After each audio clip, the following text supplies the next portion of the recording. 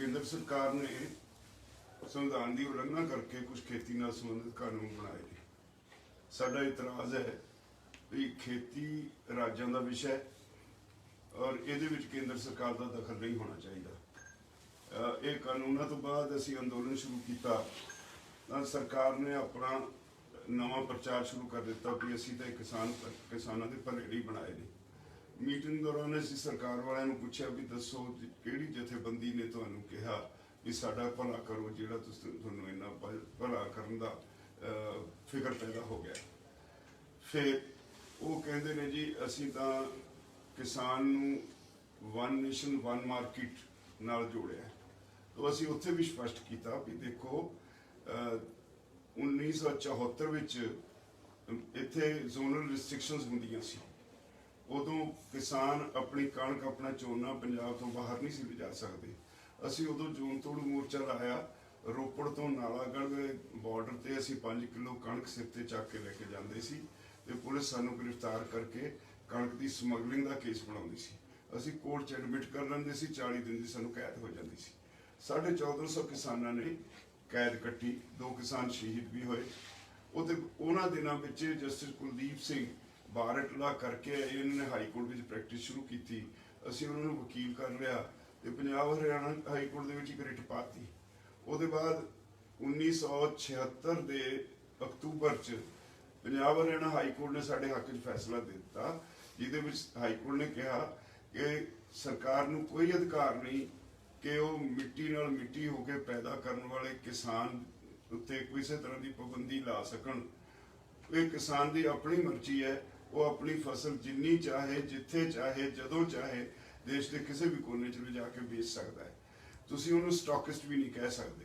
6 महीने बाद केंद्र च सरकार बदल गई, जनता पार्टी की सरकार आ गई।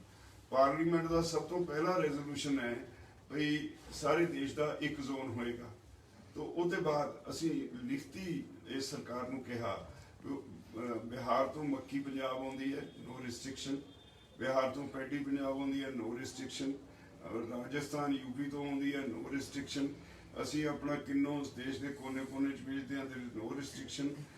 पंजाब के आलू उत्पादक जिहड़े ने उन्होंने कोल्ड स्टोर बना ले साउथ में, उत्थे स्टोर करके हौली हौली बेचते हैं, देयर इज नो रिस्ट्रिक्शन। इस तरह जम्मू कश्मीर हिमाचल का सेब सब्जियां सारे देश च जांदियां सब्जियां असी अपनियां इत्थे आज़ादपुर मंडी च लैके आना, there is no restriction. Maharashtra का प्याज केला संतरा सारे देश बिकता, देयर इज नो रिस्ट्रिक्शन। तो तुसी नवा किहड़ा काम कीता है, जो कोई पाबंदी है नहीं तो तुसी काम ये कीता है, तुसी एक देश 2 मंडियां बनातियां। एक मंडी रेगुलेटेड मंडी है under the APMC act. We have one of the best marketing system in the world. और साड़ी जिहड़ी मार्केटिंग सिस्टम है that is tried and tested, किसी को कोई शिकायत नहीं। असी कहा भी तुसी 2 मंडियां इस तरह बनातियां, एक रेगुलेटेड मार्केट है, एक पैरल तुसी बना दी। तुसी कहता उत्थे किसी लाइसेंस की लोड़ नहीं, सिर्फ पैन कार्ड या आधार कार्ड या होर कोई भी भारत सरकार का जिहड़ा इस तरह का मंजूरशुदा डॉकूमेंट है उहदे नाल कोई खरीद कर सकता है। जे कोई व्यापारी किसी 5 पिंडां की फर्ज कर लो कणक खरीद के लै गया, वो मुड़ के पैसे नहीं दिंदा तो तुसी कहता सी कोर्ट च नहीं जा सकते, SDM कोल जावांगे। SDM भी कुछ नहीं करेगा, एक रिकनसिलेशन बोर्ड बनाएगा। रिकनसिलेशन बोर्ड ਉਹਦੇ हक च फैसला दिंदा खिलाफ हुंदा वो अलग गल। जे किसान की फिर तसल्ली नहीं हुंदी फिर वो डिप्टी कमिश्नर कोल जाएगा, डिप्टी कमिश्नर फिर रिकनसिलेशन बोर्ड बनाएगा, उसके बाद सारे रस्ते बंद, तुसी कोर्ट च नहीं जा सकते। असी कहा भी 1.5 एकड़ का मालक किसान एक पासे कॉरपोरेट हाउस जिन्हों जिहड़ा SDM सल्यूट मारेगा उन्होंने इंसाफ कौन देगा।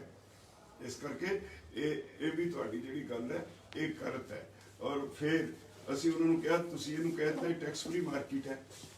कॉरपोरेट्स जिथे भी जाते हैं ये दुनिया का फेल्ड सिस्टम है, सारी दुनिया डिवेलप कंट्रीज जिथे कॉरपोरेट हाउसिस ने एंटर किया ये मार्केट खेती की मार्केट के अंदर, वो किसानों की जमीन खा गए। अज भी अमरीका में 80% एग्रीकल्चर लैंड जी है वो कॉरपोरेट हाउसिस कोल है, किसानों कोल नहीं।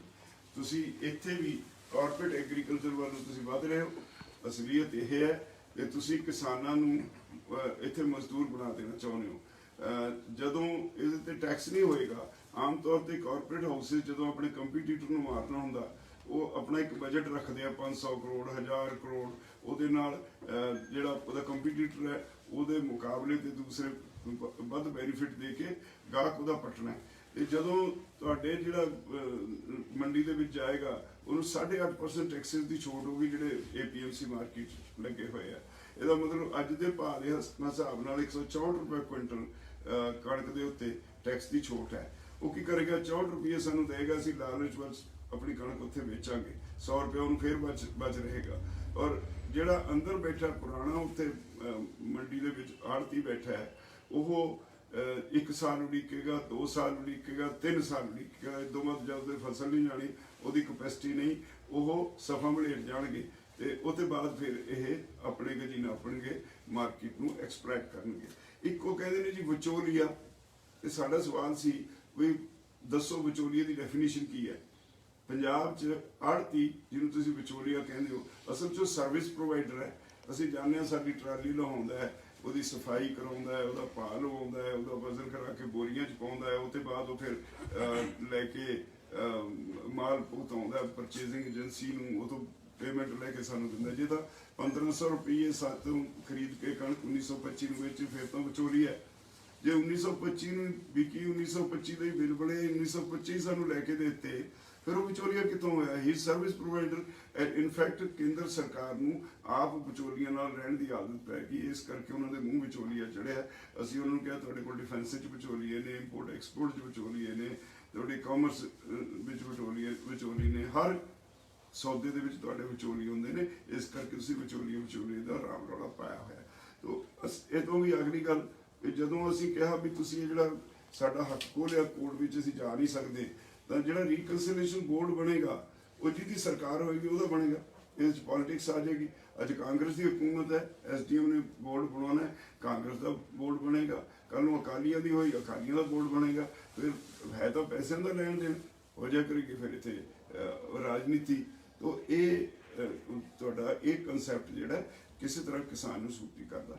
ਬਹੁਤ ਸਾਰੀਆਂ ਚੀਜ਼ਾਂ ਅਸੀਂ ਕਲੌਜ਼ ਬਾਈ ਕਲੌਜ਼ ਉਹਨਾਂ ਨਾਲ ਡਿਸਕਸ ਕੀਤੀਆਂ, ਇਹ ਉਹ ਮੰਨਦੇ ਵੀ ਨੇ। ਫਿਰ ਡੈਫੀਨੇਸ਼ਨਸ ਬਹੁਤ ਬਦਲੀ ਕਰ ਦਿੱਤੀਆਂ। ਪਰਸਨ ਦੀ ਡੈਫੀਨੇਸ਼ਨ ਬਦਲਤੀ।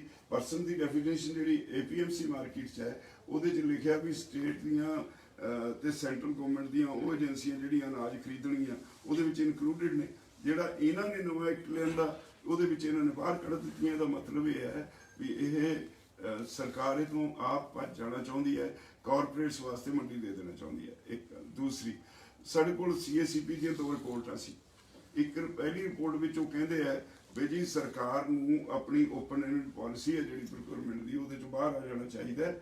ਉਦੋਂ ਵੀ ਪਹਿਲਾਂ ਸ਼ਾਂਤਾ ਕੁਮਾਰ ਕਮੇਟੀ ਬਣੀ ਜਿਹਨੇ ਕਿਹਾ FCI ਇੱਕ ਪ੍ਰਿਸ਼ਟਾ ਹਾਥੀ ਹੈ, ਇਹਨੂੰ ਡਿਸਬੈਂਡ ਕਰ ਦੇਣਾ ਚਾਹੀਦਾ ਹੈ। FCI ਸੈਂਟਰਲ ਏਜੰਸੀ ਹੈ ਜਿਹੜੀ ਸਾਰੇ ਦੇਸ਼ ਦਾ ਅਨਾਜ ਜਿਹੜੀਆਂ ਸਟੇਟ ਏਜੰਸੀਆਂ ਵੀ ਖਰੀਦ ਕੇ ਦਿੰਦੀਆਂ ਉਹਨੂੰ PDS ਤੱਕ ਪਹੁੰਚਾਉਣ ਤੱਕ ਦਾ ਉਹਦਾ ਜ਼ਿੰਮਾ ਹੈ, ਸਟੋਰੇਜ ਦਾ ਜ਼ਿੰਮਾ ਹੈ। ਜੇ FCI ਨੂੰ ਡਿਸਬੈਂਡ ਕਰਤਾ ਇਹਦਾ ਮਤਲਬ ਫੂਡ ਗ੍ਰੇਨ ਦੇ ਕੰਮ ਦੇ ਵਿੱਚੋਂ, ਈਵਨ PDS ਦੇ ਕੰਮ ਦੇ ਵਿੱਚੋਂ ਭਾਰਤ ਸਰਕਾਰ ਬਾਹਰ ਹੋਣਾ ਚਾਹੁੰਦੀ ਹੈ। ਫਿਰ 6 ਮਹੀਨੇ ਬਾਅਦ ਦੂਜੀ ਰਿਪੋਰਟ ਆਉਂਦੀ ਹੈ, ਉਹਦੇ 'ਚ ਕਹਿੰਦੇ ਉਚੇਚੇ ਤੌਰ ਤੇ ਪੰਜਾਬ ਤੇ ਹਰਿਆਣੇ ਦੀਆਂ ਮੰਡੀਆਂ ਵਿੱਚੋਂ ਸਰਕਾਰ ਪ੍ਰੋਕਿਊਰਮੈਂਟ ਦੇ ਸਿਸਟਮ 'ਚੋਂ ਬਾਹਰ ਆਵੇ, ਕਿਉਂਕਿ ਉੱਥੇ ਸਾਨੂੰ 8.5% ਟੈਕਸ ਦੇਣਾ ਪੈਂਦਾ, ਹਰਿਆਣੇ 6.5% ਟੈਕਸ ਦੇਣਾ ਪੈਂਦਾ ਹੈ। ਇਹ ਬਹੁਤ ਸਾਰੇ ਰੀਜ਼ਨਸ ਨੇ ਇਹਦੇ ਪਿੱਛੇ, ਜਿਹਦੇ 'ਚ ਸਰਕਾਰ ਜਿਹੜੀ ਹੈ ਉਹ ਕਿਸਾਨਾਂ ਨੂੰ ਮੂਰਖ ਬਣਾ ਕੇ ਰੱਖਣਾ ਚਾਹੁੰਦੀ ਸੀ ਔਰ ਉਹਨਾਂ ਨੂੰ ਕਾਰਪੋਰੇਟ ਐਗਰੀਕਲਚਰ ਵੱਲ ਲਿਜਾਣਾ ਚਾਹੁੰਦੀ ਸੀ। ਇਹਦਾ ਅਸੀਂ ਵਿਰੋਧ ਕੀਤਾ। ਇੱਕ ਉਹਨਾਂ ਨੇ ਕੰਟਰੈਕਟ ਐਕਟ ਦਾ ਕਾਨੂੰਨ ਬਣਾਇਆ ਐਮਪਾਵਰਮੈਂਟ ਦਾ, ਉਹਦੇ ਵਿੱਚ ਅਸੀਂ ਕਿਹਾ ਵੀ ਸਾਨੂੰ ਪਹਿਲਾਂ ਹੀ ਤਲਖ ਤਜਰਬਾ ਹੈ। ਅਸੀਂ ਜਦੋਂ ਗੰਨਾ ਵੇਚਦੇ ਹਾਂ ਅਸੀਂ ਗੰਨੇ ਦਾ ਬੌਂਡ ਭਰਦੇ ਹਾਂ, ਦੋਨੋਂ ਪਾਰਟੀਆਂ ਦੇ ਲਾਗੂ ਹੁੰਦਾ ਕੰਟਰੈਕਟ, ਪਰ ਅੱਜ ਤੱਕ ਕਦੇ ਕਿਸੇ ਨੇ ਗੰਨੇ ਦੇ ਬੌਂਡ ਨੂੰ ਕਿਸਾਨ ਦੇ ਫੇਵਰ ਵਿੱਚ ਇੰਪਲੀਮੈਂਟ ਨਹੀਂ ਕੀਤਾ। ਜਦ ਕਿ ਐਕਟ ਵਿੱਚ ਸ਼ੂਗਰਕੇਨ ਐਕਟ 'ਚ ਕਲੀਅਰ ਹੈ ਵੀ 14 ਦਿਨਾਂ ਦੇ ਅੰਦਰ ਪੇਮੈਂਟ ਕਰਨੀ ਹੈ। ਨਹੀਂ ਪੇਮੈਂਟ ਕਰਦੇ ਤਾਂ ਉਹਨੂੰ ਵਿਦ ਇੰਟਰਸਟ ਪੇਮੈਂਟ ਕਰਨੀ ਪਏਗੀ। ਇਹ 2-2 ਸਾਲ ਸਾਨੂੰ ਪੇਮੈਂਟ ਨਹੀਂ ਕਰਦੇ। ਜਿਹਨੇ ਕਾਨੂੰਨ ਨੂੰ ਲਾਗੂ ਕਰਨਾ ਸ਼ੂਗਰਕੇਨ ਕਮਿਸ਼ਨਰ, ਉਹ ਕੁਝ ਕਰਦਾ ਨਹੀਂ ਤੇ ਕਿਸਾਨਾਂ ਨੂੰ 2-2 ਸਾਲ ਪੈਸੇ ਨਾ ਦੇ ਕੇ ਇਹ ਕੰਟਰੈਕਟ ਦੀ ਉਲੰਘਣਾ ਨਹੀਂ ਤਾਂ ਹੋਰ ਕੀ ਹੈ। ਕੰਟਰੈਕਟ ਵਿੱਚ ਇਹ ਵੀ ਹੁੰਦਾ ਹੈ ਕਿ ਗੰਨੇ ਦੀ ਜਿਹੜੀ ਹੈਗੀ ਸਾਡੀ ਖਰੀਦ ਕੀਮਤ ਉਹ 8.5% ਰਿਕਵਰੀ ਤੇ ਤੈਅ ਕੀਤੀ ਜਾਂਦੀ ਹੈ। ਐਕਟ 'ਚ ਲਿਖਿਆ ਹੈ ਵੀ ਜਦੋਂ ਕ੍ਰਸ਼ਿੰਗ ਸੀਜ਼ਨ ਖਤਮ ਹੋਵੇ ਉਹ ਤੋਂ ਬਾਅਦ ਜਦੋਂ ਐਵਰੇਜ ਰਿਕਵਰੀ ਲਈ ਜਾਂਦੀ ਹੈ, ਐਵਰੇਜ ਰਿਕਵਰੀ ਦੇ ਨਾਲ ਜੇ ਵੱਧ ਆ ਗਈ 8.5% ਤੋਂ ਤਾਂ ਉਹਦਾ ਜਿਹੜਾ ਡਿਫਰੈਂਸ ਹੈ ਉਹਦੀ ਐਡੀਸ਼ਨਲ ਕੇਨ ਪ੍ਰਾਈਸ ਕਿਸਾਨ ਨੂੰ ਦੇਣੀ ਬਣਦੀ ਆ। ਆਮ ਤੌਰ ਤੇ ਪੰਜਾਬ ਦੀਆਂ ਸ਼ੂਗਰ ਮਿਲਾਂ ਦੀ ਜਿਹੜੀ ਐਵਰੇਜ ਰਿਕਵਰੀ ਹੈ that is around 9.5 to 10%। ਤੇ ਜਿਹੜੀ 1 ਕਿਲੋ 1.5 ਕਿਲੋ ਪਰ ਕੁਇੰਟਲ ਚੀਨੀ ਵੱਧ ਬਣੀ, ਅੱਜ ਤੱਕ ਕਿਸੇ ਸ਼ੂਗਰ ਮਿਲ ਨੇ ਕਿਸਾਨ ਨੂੰ ਪੈਸੇ ਨਹੀਂ ਦਿੱਤੇ, ਉਹਦੇ ਐਡੀਸ਼ਨਲ ਕੇਨ ਪ੍ਰਾਈਸ ਨਹੀਂ ਦਿੱਤੀ। ਅਸੀਂ ਇੱਕ ਵਾਰ ਐਜੂਕੇਸ਼ਨ ਕਰਕੇ ਲਈ ਸੀ, ਤਾਂ ਸਾਨੂੰ ਇਹਦਾ ਤਰਕ ਤਜਰਬਾ ਹੈ। ਇਹ ਤੋਂ ਬਿਨਾਂ ਵੱਡੀਆਂ ਕੰਪਨੀਆਂ ਪੈਪਸੀ ਹੈ, ਇਹ ਐਗਰੀਮੈਂਟ ਕਰਦੀ ਹੈ ਆਲੂ ਦੀ ਖਰੀਦ ਦਾ, ਜੇ ਸਰਪਲਸ ਹੋ ਗਈ ਆਲੂ ਦੀ ਫਸਲ ਸਰਪਲਸ ਹੋ ਗਈ, ਫਿਰ ਉਹਨਾਂ ਦਾ ਪੈਮਾਨਾ ਹੋਰ ਹੁੰਦਾ, ਫਿਰ ਕਹਿੰਦੇ ਜੀ ਇਹਦਾ ਸਾਈਜ਼ ਛੋਟਾ ਹੈ, ਜੀ ਇਹਦਾ ਸਾਈਜ਼ ਵੱਡਾ ਹੈ, ਜੀ ਇਹਦੇ 'ਚ ਨੁਕਸ ਹੈ, ਫਿਰ ਉਹ ਅਵੋਇਡ ਕਰਦੇ ਨੇ। ਤੇ ਜੇ ਡੈਫਿਸਿਟ 'ਚ ਹੋਵੇ, ਮਾਰਕੀਟ ਘੱਟ ਪੈਦਾਵਾਰ ਹੋਈ ਹੋਵੇ, ਫਿਰ ਉਹ ਕਹਿੰਦੇ ਨੇ ਲੈ ਉਹ ਜੋ ਹੈਗਾ। ਤੇ ਇਸ ਤਰ੍ਹਾਂ ਇੱਕ ਅਨਪੜ੍ਹ ਕਿਸਾਨ ਨੂੰ ਤੁਸੀਂ ਹੁਣ ਇੱਥੇ ਵੀ ਅੱਗੇ ਉਹਨਾਂ ਨੇ ਇੱਕ ਇਹ ਲਿਖਿਆ ਵੀ ਜੇ ਜਿਹੜੀ ਕੁਆਲਿਟੀ ਦਾ ਜਾਂ ਜਿਹੜੀਆਂ ਸ਼ਰਤਾਂ ਦਾ ਐਗਰੀਮੈਂਟ ਕੀਤਾ ਹੈ, ਜੇ ਉਹ ਕੁਆਲਿਟੀ 'ਚ ਕੋਈ ਫਰਕ ਪੈ ਗਿਆ, ਜੇ ਉਹਦੇ ਵਿੱਚ ਪੈਸਟੀਸਾਈਡ ਰੈਜ਼ੀਡਿਊ ਵੱਧ ਆ ਗਏ, ਜੇ ਉਹਦੇ ਵਿੱਚ ਕਈ ਤਰ੍ਹਾਂ ਦੇ ਉਹਨਾਂ ਨੂੰ ਬਾਹਰ ਲਾਈਆਂ ਸਪੈਸੀਫਿਕੇਸ਼ਨ ਦੀਆਂ, ਫਿਰ ਉਹ ਟਰਮੀਨੇਟ ਹੋ ਸਕਦਾ ਹੈ। ਇਹ ਜੇ ਜਿਹੜਾ ਕਾਰਪੋਰੇਟ ਹਾਊਸ ਹੈ ਉਹਦੇ ਕੋਲ ਸਾਰਾ ਇਨਫਰਾਸਟ੍ਰਕਚਰ ਹੈ, ਉਹਦੇ ਕੋਲ ਲੈਬਸ ਨੇ, ਉਹਦਾ ਜੇ ਮਨ ਨਹੀਂ ਕਰੂਗਾ, ਉਹ ਮਾਲ ਤਿਆਰ ਹੋ ਗਿਆ ਉਹ ਤੋਂ ਬਾਅਦ ਉਹ ਭੱਜਿਆ ਕਰੇਗਾ, ਉਹ ਨਹੀਂ ਖਰੀਦੇਗਾ ਕਿਸਾਨ ਦੇ ਕੋਲੋਂ। ਇਹ ਤੋਂ ਵੀ ਅਗਲੀ ਗੱਲ ਇੱਕ ਹੋਰ ਬੜੀ ਇੰਟਰਸਟਿੰਗ ਹੈ ਭਈ, ਉਹ ਕਹਿੰਦੇ ਨੇ ਜੀ ਜ਼ਮੀਨ ਜਿਹੜੀ ਉਹ ਕੁਰਕ ਨਹੀਂ ਹੋਗੀ। ਇਸੇ ਐਕਟ ਦਾ ਸੈਕਸ਼ਨ 14(4) 'ਚ ਹੈਗਾ ਜ਼ਮੀਨ ਕੁਰਕ ਨਹੀਂ ਹੋ ਸਕਦੀ। ਸੈਕਸ਼ਨ 15 'ਚ ਇੱਕ ਛੋਟੀ ਜਿਹੀ ਲਾਈਨ ਪਾਈ ਹੈ ਵੀ ਜੇ ਕਿਸਾਨ ਦੇ ਖਿਲਾਫ ਜਿਹੜਾ ਰੀਕਨਸਿਲੀਏਸ਼ਨ ਬੋਰਡ ਹੈ ਪੈਸੇ ਲੈਣੇ ਹੋਣ, ਸਪਾਂਸਰ ਨੇ, ਕਾਰਪੋਰੇਟ ਨੇ, ਉਹ ਫਸਲ ਪੈਦਾ ਕਰਵਾਉਣ ਵਾਸਤੇ ਜਿਹੜੇ ਐਡਵਾਂਸ ਦਿੱਤੇ ਹੈ, ਉਹ ਫਸਲ ਲੈਂਦਾ ਨਹੀਂ, ਐਗਰੀਮੈਂਟ ਟੁੱਟ ਗਿਆ, ਕਿਸਾਨ ਪੈਸੇ ਨਹੀਂ ਮੋੜਦਾ, ਰੀਕਨਸਿਲੀਏਸ਼ਨ ਬੋਰਡ ਨੇ ਕਿਸਾਨ ਦੇ ਖਿਲਾਫ ਫੈਸਲਾ ਦੇ ਦਿੱਤਾ, that amount can be recovered under areas of land revenue act। areas of land revenue act ਦਾ ਮਤਲਬ ਹੈ ਜ਼ਮੀਨ ਕੁਰਕ ਹੋਏਗੀ। ਮੈਂ ਕਿਹਾ ਵੀ ਇਹ ਤੁਸੀਂ ਕਿੱਦਾਂ ਕਹਿੰਦੇ ਹੋ ਜ਼ਮੀਨ ਕੁਰਕ ਨਹੀਂ ਹੋਏਗੀ, ਤੁਹਾਡੇ ਕਾਨੂੰਨ ਵਿੱਚ ਲਿਖਿਆ। ਤਾਂ ਇਸ ਤਰ੍ਹਾਂ ਦੇ ਬਹੁਤ ਸਾਰੀਆਂ, ਇਹਦੇ ਪਿੱਛੇ ਇੱਕ ਸ਼ਰਾਰਤ ਹੈ ਕੇਂਦਰ ਸਰਕਾਰ ਦੀ ਕਾਰਪੋਰੇਟਸ ਨੂੰ ਐਂਟਰ ਕਰਾਉਣ ਦੀ ਔਰ ਸਾਰੇ ਖੇਤੀ ਸੈਕਟਰ ਨੂੰ ਨਿਗਲ ਲੈਣ ਦੀ। ਹੁਣ ECA ਹੈ, ਉਹਦੇ ਵਿੱਚ ਸਾਰੀਆਂ ਸਟਾਕ ਲਿਮਿਟਸ ਖਤਮ ਕਰਤੀਆਂ। ਜਦੋਂ ਮਹਿੰਗਾਈ ਹੁੰਦੀ ਸੀ ਉਦੋਂ ਸਰਕਾਰ ਸਟਾਕ ਸੀਲਿੰਗ ਲਾ ਦਿੰਦੀ ਸੀ, ਹੁਣ ਇਹਨਾਂ ਨੇ ਕਹਿਤਾ ਨਹੀਂ ਲਾਉਣੀ। ਇਹ ਸਾਰਾ ਕੋਈ ਕਾਰਪੋਰੇਟਸ ਲਈ ਕੀਤਾ ਜਾ ਰਿਹਾ। ਫਿਰ ਅਗਲੀ ਸਭ ਤੋਂ ਗੱਲ ਇਹ ਤੋਂ ਇਹ ਹੈ ਵੀ ਇਹ ਇਸ ਵੇਲੇ ਜਦੋਂ ਉਹ ਕਹਿੰਦੇ ਨੇ ਜੀ, ਹੁਣ ਤੱਕ ਤਾਂ ਨਹੀਂ ਸੀ ਬੋਲੇ, ਹੁਣ ਉਹ ਬੋਲੇ ਨੇ 4 ਦਿਨ ਪਹਿਲਾਂ ਵੀ ਅਸੀਂ ਤਾਂ ਜੀ ਇਹ ਕੰਕਰੈਂਟ ਲਿਸਟ ਦੀ ਆਈਟਮ ਨੰਬਰ 33 ਦੇ ਉੱਤੇ ਆਧਾਰਿਤ ਟ੍ਰੇਡ ਐਂਡ ਕਾਮਰਸ ਵਾਸਤੇ ਕਾਨੂੰਨ ਬਣਾਇਆ। ਹੁਣ ਤੇ ਉਹ ਕਹਿੰਦੇ ਜੀ ਕਿਸਾਨ ਦੇ ਭਲੇ ਨਹੀਂ ਬਣਾਇਆ। ਤੇ ਸਾਡਾ ਉਹਨਾਂ ਨੂੰ ਕਹਿਣਾ ਸੀ ਵੀ ਸਾਨੂੰ ਇਹ ਦੱਸੋ ਜੀ, ਐਗਰੀਕਲਚਰ ਜਿਹੜਾ ਉਹ 14 ਨੰਬਰ ਤੇ ਸਟੇਟ ਲਿਸਟ ਵਿੱਚ ਦਰਜ ਹੈ, ਐਗਰੀਕਲਚਰ ਸਟੇਟ ਸਬਜੈਕਟ। 26 ਨੰਬਰ ਉੱਤੇ ਦਰਜ ਹੈ ਮਾਰਕੀਟਿੰਗ। ਅਸੀਂ ਵਪਾਰ ਕਰਨ ਨਹੀਂ ਆਉਂਦੇ, ਅਸੀਂ ਮਾਰਕੀਟਿੰਗ ਕਰਨ ਆਉਂਦੇ ਹਾਂ। ਅਸੀਂ ਕਿਸਾਨ ਦੀ ਮਾਰਕੀਟਿੰਗ ਔਰ ਐਗਰੀਕਲਚਰ ਦੋਨੋਂ ਸਟੇਟ ਸਬਜੈਕਟ ਨੇ। ਜੇ ਤੁਸੀਂ ਕਹਿੰਦੇ ਹੋ 33 ਨੰਬਰ ਆਈਟਮ ਜਿਹੜੀ ਹੈ ਕੰਕਰੈਂਟ ਲਿਸਟ ਦੀ, ਉਹਦੀ ਵੀ ਕੇਸਟੀ ਹੈ। 1954 ਚ 33 ਨੰਬਰ ਆਈਟਮ ਟੀ ਕ੍ਰਿਸ਼ਨਮਚਾਰੀ ਉਦੋਂ ਕਾਮਰਸ ਮਿਨਿਸਟਰ ਸੀ, ਉਹ ਪਾਰਲੀਮੈਂਟ 'ਚ ਲੈ ਕੇ ਆਏ। ਪਾਰਲੀਮੈਂਟ 'ਚ ਰੌਲਾ ਪੈ ਗਿਆ ਵੀ ਤੁਸੀਂ ਸਟੇਟ ਦੇ ਜਿਹੜੇ ਅਧਿਕਾਰ ਨੇ ਉਹ ਖੋਹਣ ਜਾ ਰਹੇ ਹੋ, ਇਹ ਫੈਡਰਲ ਸਟਰਕਚਰ ਦੇ ਉੱਤੇ ਦੇਸ਼ ਤੇ ਬੜਾ ਵੱਡਾ ਹਮਲਾ ਹੈ। ਰੌਲੇ ਤੋਂ ਬਾਅਦ ਇੱਕ JPC ਬਣ ਗਈ, JPC 'ਚ ਵੀ ਰੌਲਾ ਪੈਂਦਾ ਰਿਹਾ। 7 ਔਰ 8 ਦੀ ਵੋਟਿੰਗ ਨਾਲ ਇਹ 5 ਸਾਲ ਵਾਸਤੇ ਇਹ 33 ਨੰਬਰ ਆਈਟਮ ਮਨਜ਼ੂਰ ਹੋ ਗਈ। 5 ਸਾਲ ਦੇ ਬਾਅਦ ਅੱਜ ਤੱਕ ਡੇਟ ਵਧਾ ਕੇ ਉਹ ਲਈ ਆਉਂਦੇ ਨੇ। ਹੁਣ ਉਹਨੂੰ ਵੀ ਦੇਖਣਾ ਜ਼ਰੂਰੀ ਹੈ।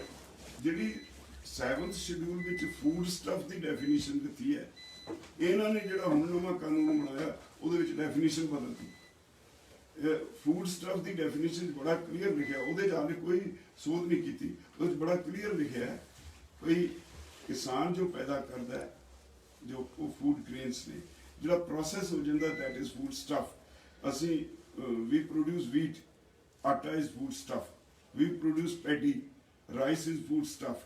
ਤਾਂ ਅਸੀਂ ਤਾਂ ਫੂਡ ਗ੍ਰੇਨ ਪੈਦਾ ਕਰਦੇ ਹਾਂ। ਇਸ ਫੀਲਡ ਵਿੱਚ ਭਾਰਤ ਸਰਕਾਰ ਨੂੰ ਦਖਲ ਦੇਣ ਦਾ ਕੋਈ ਸੰਵਿਧਾਨਕ ਅਧਿਕਾਰ ਨਹੀਂ। ਇਹ ਹਰ ਤਰ੍ਹਾਂ ਨਾਲ ਇਹ ਕਾਨੂੰਨ ਜਿਹੜੇ ਨੇ ਸੰਵਿਧਾਨ ਦਾ ਵਿਰੋਧ ਹੈ ਔਰ ਸਟੇਟਾਂ ਦੇ ਅਧਿਕਾਰਾਂ ਤੇ ਛਾਪਾ ਹੈ। ਖੇਤੀ ਦੇ ਖੇਤਰ 'ਚ ਦਖਲ ਨਹੀਂ ਦੇ ਸਕਦੇ। ਹੁਣ ਆ ਗਈ ਗੱਲ, ਬਹੁਤ ਲੰਬੀ ਬਹਿਸ ਤੋਂ ਬਾਅਦ ਉਹ ਇਸ ਗੱਲ ਤੇ ਆ ਗਏ ਵੀ ਲਓ ਜੀ ਆਫ ਦੀ ਰਿਕਾਰਡ ਕਹਿਣ ਲੱਗ ਪਏ ਅਸੀਂ ਜਿੰਨਾ ਮਰਜ਼ੀ ਸਾਡੇ ਕੋਲੋਂ ਸੋਧਾਂ ਕਰਾ ਲਓ, ਇਹ ਕਾਨੂੰਨ ਨੂੰ ਅਸੀਂ ਇਦਾਂ ਦਾ ਵੀ ਬਣਾਉਣ ਨੂੰ ਤਿਆਰ ਹਾਂ, ਇਹਦੇ ਵਿੱਚ ਰਹੇ ਕੱਖ ਨਾ, ਪਰ ਸਾਨੂੰ ਰਿਪੀਲ ਕਰਨ ਨੂੰ ਨਾ ਕਹੋ। ਹੁਣ ਇੱਥੇ ਸਮੱਸਿਆ ਖੜੀ ਹੈ। ਜੇ ਅਸੀਂ ਜੋ ਇਹ ਪ੍ਰਚਾਰ ਕਰ ਰਹੇ ਨੇ ਵੀ ਲਓ ਜੀ ਅਸੀਂ ਤਾਂ ਆਹ ਵੀ ਮੰਨ ਲਿਆ, ਆਹ ਵੀ ਮੰਨ ਲਿਆ, ਆਹ ਵੀ ਮੰਨ ਲਿਆ, ਕਾਨੂੰਨ 'ਚ ਰਹਿੰਦੇ ਕੁਝ ਨਹੀਂ, ਅਸੀਂ ਕਿਸਾਨਾਂ ਦੀਆਂ ਸਾਰੀਆਂ ਗੱਲਾਂ ਮੰਨ ਲਈਆਂ, ਤਾਂ ਫਿਰ ਕਾਨੂੰਨ ਤਾਂ ਰਹਿੰਦਾ ਨਾ ਜੇ ਉਹ ਗੱਲਾਂ ਮੰਨ ਲੈਂਦੇ ਆ। ਜੇ ਕਾਨੂੰਨ ਰਹਿ ਗਿਆ ਤਾਂ ਖੇਤੀ ਸੈਕਟਰ 'ਚ ਇੰਟਰਫੀਰੈਂਸ ਵਾਸਤੇ ਇਹਨਾਂ ਕੋਲ ਹਥਿਆਰ ਆ ਗਿਆ। ਅੱਜ ਇੱਕ ਇਹ 2 ਕਾਨੂੰਨ ਨੇ, ਕੱਲ ਨੂੰ 10 ਹੋਰ ਪਾਈਪਲਾਈਨ 'ਚ ਪਏ ਨੇ। ਇਹ ਖੇਤੀ ਸੈਕਟਰ ਦੇ ਉੱਤੇ ਹਮਲਾ ਕਰਨ ਵਾਸਤੇ ਇਹਨਾਂ ਦੇ ਕੋਲ ਫਿਰ ਇੱਕ ਟੂਲ ਰਹੇਗਾ। ਅਸੀਂ ਕਹਿੰਦੇ ਹਾਂ ਬਈ ਕਾਨੂੰਨ ਜਦੋਂ ਤੁਹਾਡਾ ਅਧਿਕਾਰ ਖੇਤਰ ਹੀ ਨਹੀਂ ਤਾਂ ਤੁਸੀਂ ਕਾਨੂੰਨ ਨੂੰ ਰੱਦ ਹੋਣ ਵਰਗਾ ਵੀ ਬਣਾਉਣ ਨੂੰ ਤਿਆਰ ਹੋ, ਤੇ ਤੁਸੀਂ ਇਹਨੂੰ ਵਾਪਸ ਕਿਉਂ ਨਹੀਂ ਲੈ ਦਿੰਦੇ? ਜੇ ਵਾਪਸ ਲਓਗੇ